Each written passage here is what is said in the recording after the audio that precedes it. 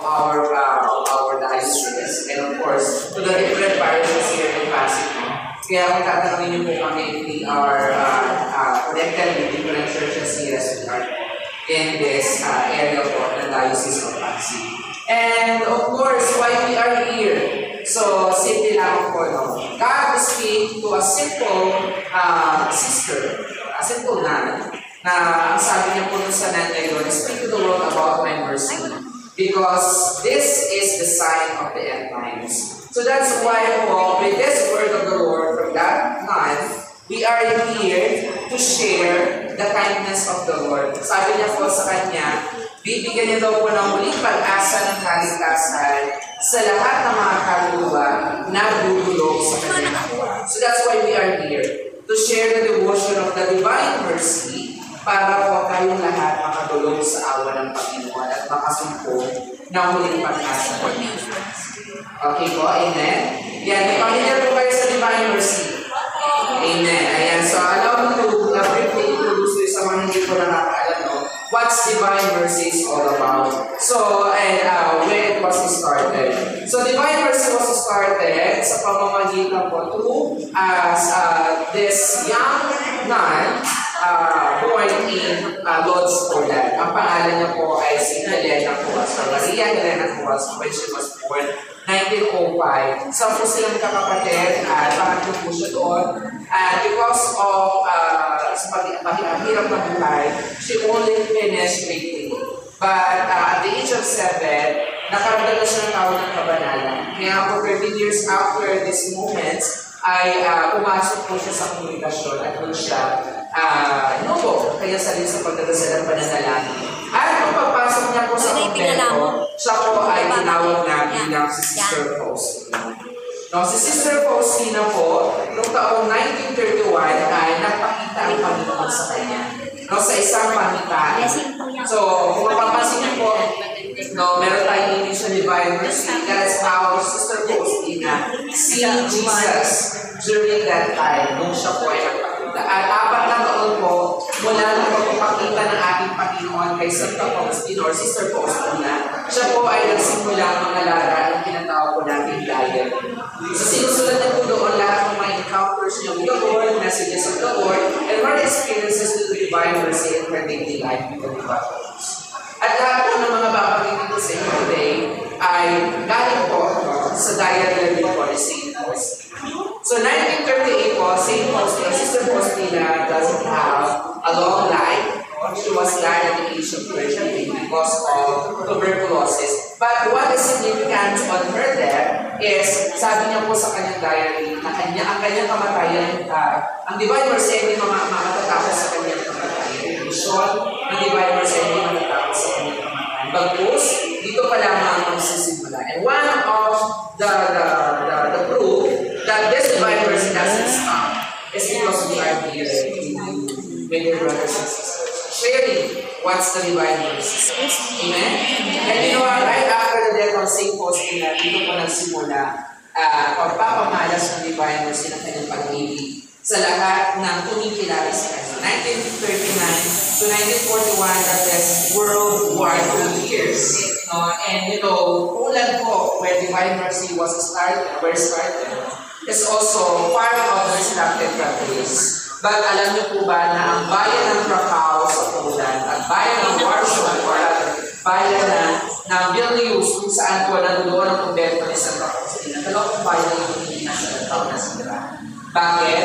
Dahil ito po yung dalawang bayan na unang kumilala sa divine mercy. At naging lakas at kalasag nila ang divine mercy ng mga panahon.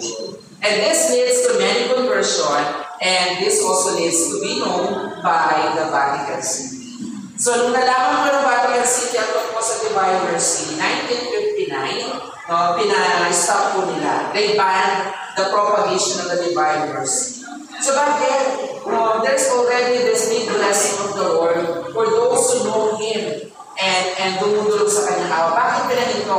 So, ito po ang ginaganda ng ating simbahan, mga kapatid.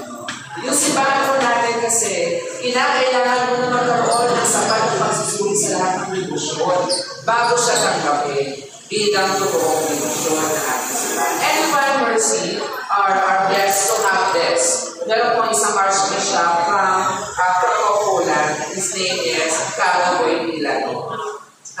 Siya po yung nagtanda na yung formative process o yung masusi at talagang pagsusuri, magaling na pagsusuri sa libosyon ng divine mercy at kasama po ang buhay sa Panginoon.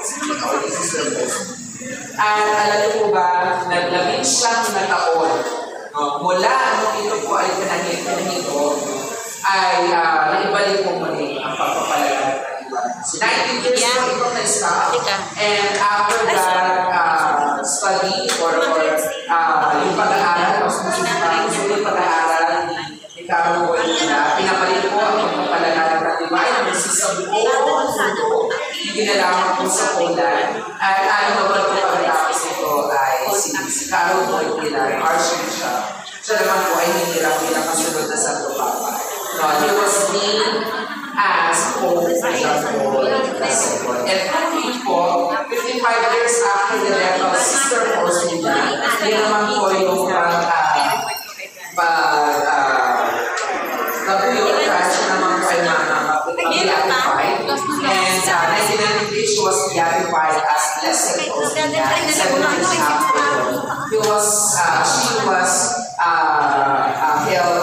she was canonized as Saint Faustina. So she was the first. Bakit hindi niyo binigyan yung 21st century saint, the first saint of the millennium. Ba't di niyo binigyan? And this is also at the time when the divine mercy was proclaimed. Alam niyo po, next year, may special tayo pag-ipagdali yung mga complex divine mercy. Mamaya po, i-share ko po sa inyo. So, paano po tayo makatutugon sa divine mercy, or how can we devote ourselves to the divine mercy, and what are the messages of the divine mercy?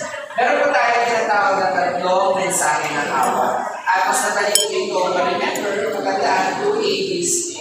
No? So, A, B, and C. So, let's start with the letter A. A means for is ask for His mercy. Amen? Kaya paano po tayo humingi ng awa ng Diyos? Sa pamagitan ng pagdadasal. Amen? So, we cannot ask for God's mercy without asking Him. And the only way for us to ask the mercy of the Lord is to pray. Amen? Pero ang sabi ng Panginoon, hindi lang ang nagdasalan. Kailangan tayo din ay humingi ng pagkawalan. Amen?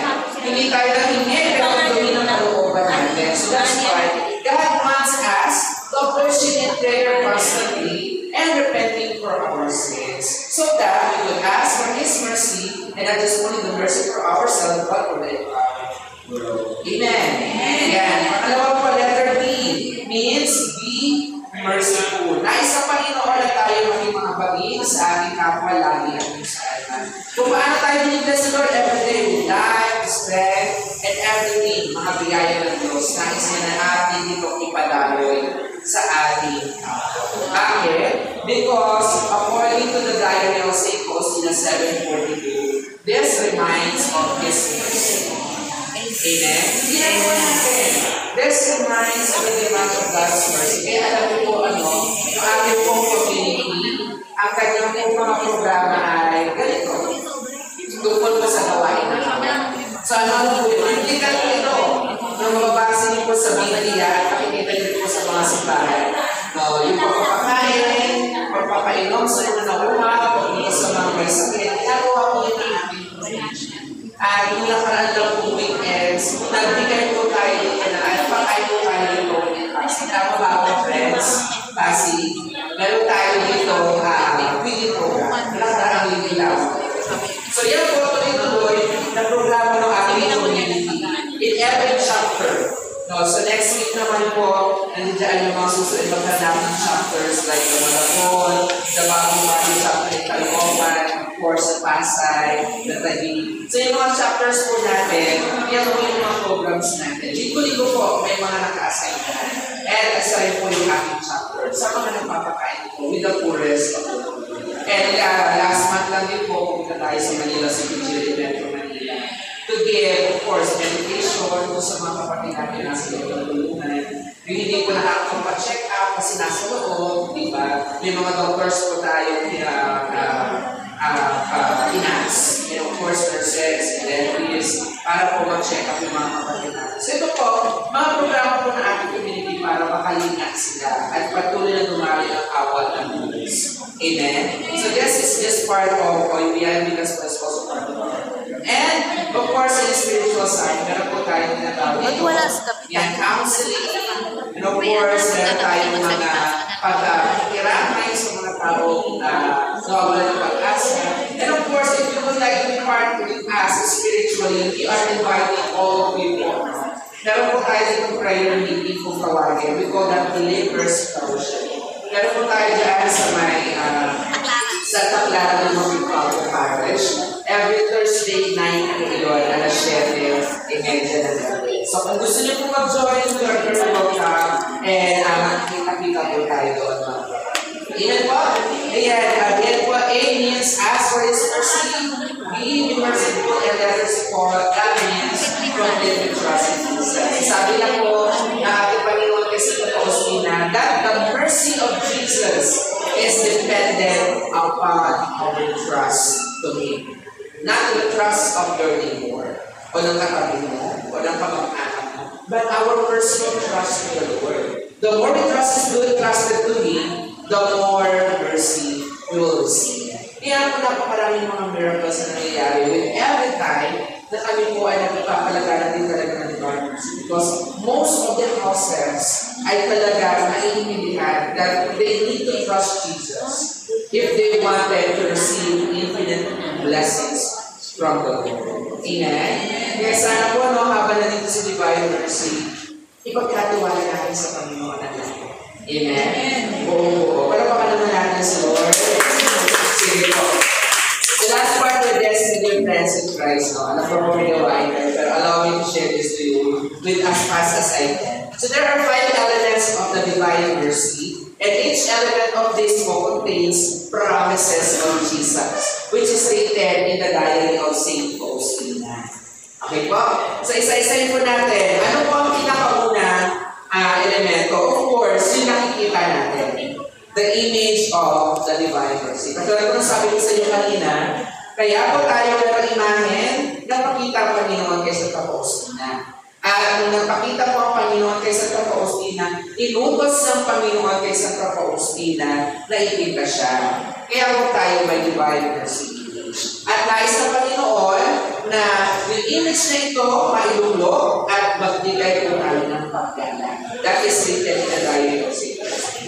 Amen. So, bigyan ko lang po kayo na description bakit ganyan ang larawan ng Panginoon. Ang dami kasi natin mga images of Jesus. Tama po? So, ito po, as you can see, God identified po as a God who is ascent. No, yung Diyos na nabuhay and resurrected. And meron po siyang red and white race. That is very significant po sa image na ito. Yung red race po, it symbolizes Sir Oma, pag kulang pa, meron pa akong dalawa dito. Ang buhay dito. Simple lang po sa unang Panginoon.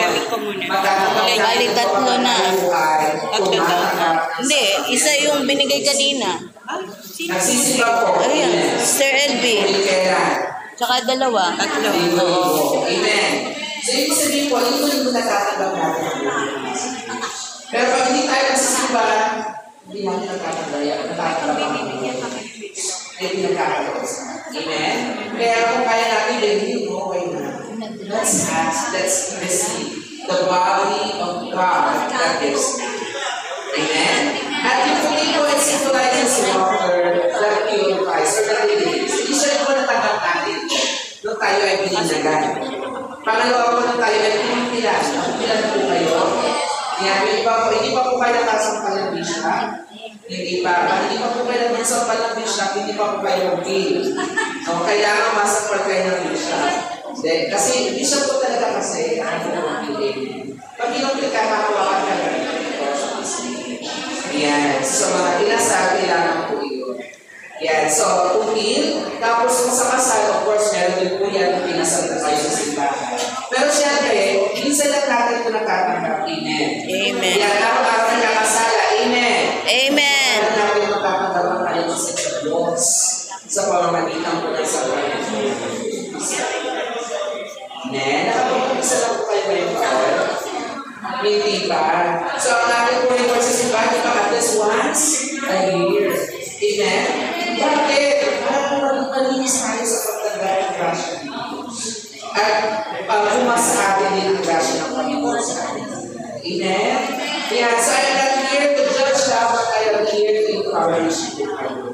Amen. Amen.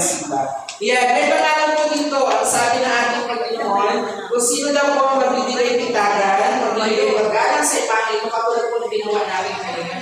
Receive to the Lord, give reverence, amen, magdadasal tayo. Those are pagbibigay pitagan sa imahe ng Panginoon. At alam niyo po ang pangako niya, we will not be perished. Hindi po tayo basta-basta mapapagay. Natulungan ng proteksyon at gabay ng divine mercy sa angkaman ng Panginoon. Amen. Amen. Ayan, sige po. At sa oras ng kamatayan, ang Diyos ko patuloy na tutulong sa atin laban sa ating mga kaaway sa Panginoon. Amen? Amen. Pangalawa po, we have this chaplain from the divine mercy. So, yung mga po na pinamigay ko sa inyo, ikaw may rosary siya. Ayun na mga ikaw yung rosary. Amen? Yan. Pero dito po, ang manalangin natin siya. Hindi po natin tinatagal o kinakalimutan o dinisregard ang rosary because we're also praying the rosary. So, ito po ay paglantaran lamang sa pagdibusyon sa divine mercy. And you can pray that through the rosary. And the promise of Jesus, you see this prayer of the chapel. Sabi ko dito, kahit po tayo yung pinakapalamak ng makasalanan sa buong mundo, minsan lang dahil sa ilang panalangin ito, makakubuksan niya na ang walang hanggang grasya ng awa para sa atin. Kaya kung meron po kayo mga special prayer intention, limitin niyo po sa sarili niyo at sa sarili ko yung chapel. Because I myself in God, I need that prayer. Day by day, to ask Chaplain. Ay, rosary. Ano na lang po? but of course, all those who are, I pray, day by day, it's a lot of course our faith and everyone. So, kaya kung meron po kayong mga prayers, just use your rosary and pray the chat. Amen? Yung kaya ng oras po ito, wala po siyang oras na pinipili. Okay po? Anytime, pwede pong dasalin. Ilang beses po sa isang araw, pwede na siyang dasal. Walang po. Amen. Pangatlo po is, ito, dito siya mas kumar. The 3 o'clock prayer. Pero tawag po natin sa kanya is the hour of prayers. No? Dahil ito po yung oras na namatay ang tulus lamang po ba po? Amen. At sa oras na ito, nais ng Panginoon na tayo ay mag-isa sa kanyang pagpapakasakit at pagpamatay sa krus. Sa pamamagitan ng panandaliang pananalinig at pagkakaisa sa kanya. No, sa oras na ito, pangako niya na bubuksan niya sa oras na ito ang magiging oras ng grasya para sa atin lahat. At kung sino man po ang makikiisa o makaluwa na hindi alang-alang sa kanyang pasyon, ay bubuksan niya ang pintuan ng pagpunta ng awa sa kalangitan. Kaya tayo po sa oras na ito ay ini-encourage din ang mga pagdasal na mga stress na. Asa na yung barangay ko ng mga hindi ko lang po alam dito, meron din po pa yung 3 o'clock prayer. Pero sana po, yung chaplain, yung 3 o'clock prayer, na dalawang panalangin mo ng divine mercy, sana po everyday din yung mga ikasal, dito po sa inyong tanggapan. At may tuloy din po sa bawat miyembro ng inyong pong tanggapan. Magdasal, every time they approach to the mercy of the Lord.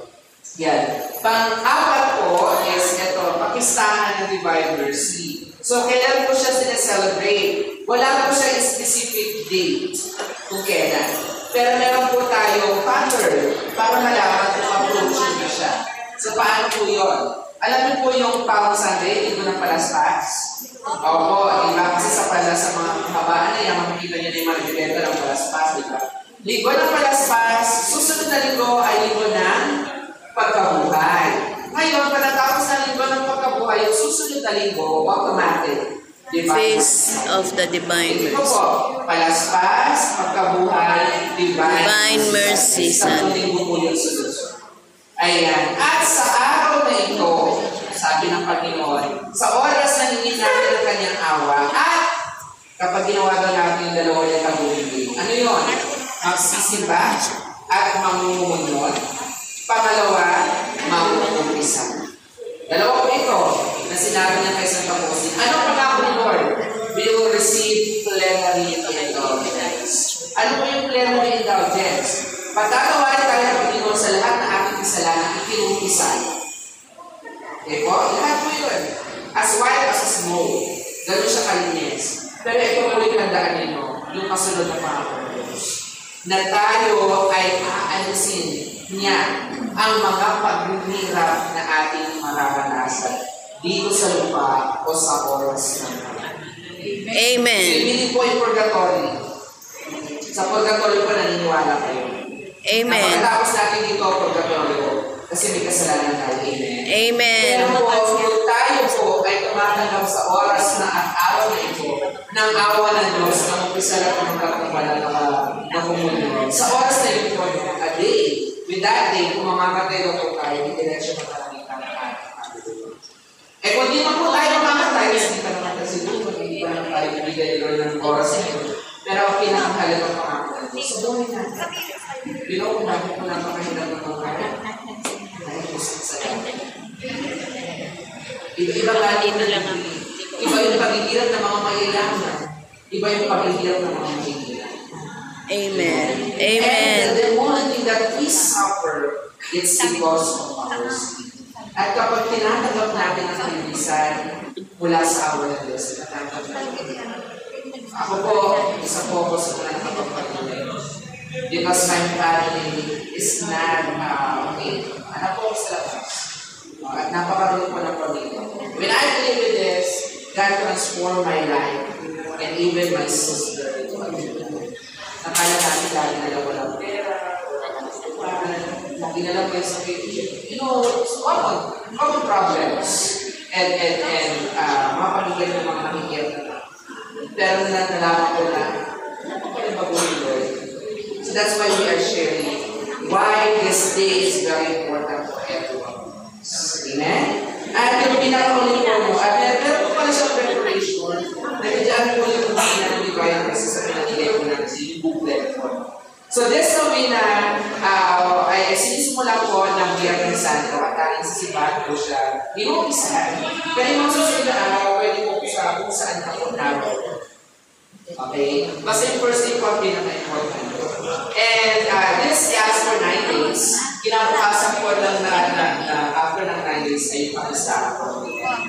At katulad po ng mga routine namin pangako dito, na kung meron tayo pag-iingat sa mga araw na ito, God will grant every possible grace to those souls who approach Him through the Lord. Amen? Kaya yung pinakalit po, ito po yung ginagawa natin. The proclamation of God's mercy. We are here to proclaim the mercy of the Lord. Nasa bawat bagay po kami to proclaim the mercy of the Lord. Nasa bawat kasulok-sulukan kami ng mga barangay, ng mga opisina, ng mga establishmento, at ng mga bayan to share the devotion of God and divine mercy. At kayo rin po, you can also be a propagator of the divine mercy by sharing what you have heard for your families. Sa inyong mga kamag-anak, sa mga nakakailangan na awa. By that, you're really propagator of the divine mercy. At mananawagan na rin po ako sa inyo. Meron po kayong mga alam din na opisina na pwede mo natin i-akyat ang divine mercy dito. Approach us. Kung meron po kayo kakilala, ibigay niyo po sa amin yung details and who will be the to coordinate para po ma-coordinate po yung aking mga kasama. Amen po? Yes. So alam niyo po, kapag ginawa po natin po sa buong buhay natin, ang pangako ng Diyos, tayo po ay kakalinain sa ating buhay. Tulad ng isang ina sa kanyang. Amen? At sa oras ng kamatayan, siya hindi pinipili ko kundi maabagin. So I know when you're present guys, I'm very here in this kind of program for 16 years. Bata pa po ako, nasimula po ako magpalalanan ng Diyos. From that moment of my life, God transformed my family into a better one. Ang pamilya napakarumi, pamilya makasalanan, pero pamilya na ngayon ang makasalanan. And everything na aking mga pinagdasal ko sa Panginoon, use the channel, hindi naman po ako binigyan ng Diyos. From finishing my study, dahil sa pamilya ko namin, wala pa naman pagkapos ng pag-aaral na ito for my mother's side. And even for my father's side, sa lahat ng mga naging anak na aking ama, na napakarami, wala pa naman pagkapos sa kanila ng bansa. And of course, my aspect of course, for the class is a At pinili ko sa Panginoon sa mga panahon na yun. Lahat naman po ito ay hindi nangyayari kung isip mo magkita. Diba? Kaya kahit sa po actually I am from Malabon area po. Hindi po ako Bonifacio. But because this is our program, and ako po ay na-assign dito sa Brazil, because ito yung gusto nito pinag-pinagay sa atin. At sana kayo din po makatanggap ng biyaya ng Diyos sa paglapit at pagulong sa Kanya at makasumpong din po kayo ng biyaya sa Diyos family. At kung sakali na kayo din po ay nawali ng Panginoon sa pagpapalagaan, bukas po ang ito na ating community and we are welcome for this big and blessed mission.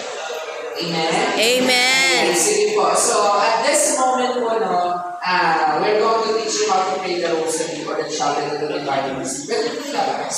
Yung Divine Mercy chaplet po rin. Nandito po yung guide, no? Kung sakali, yan.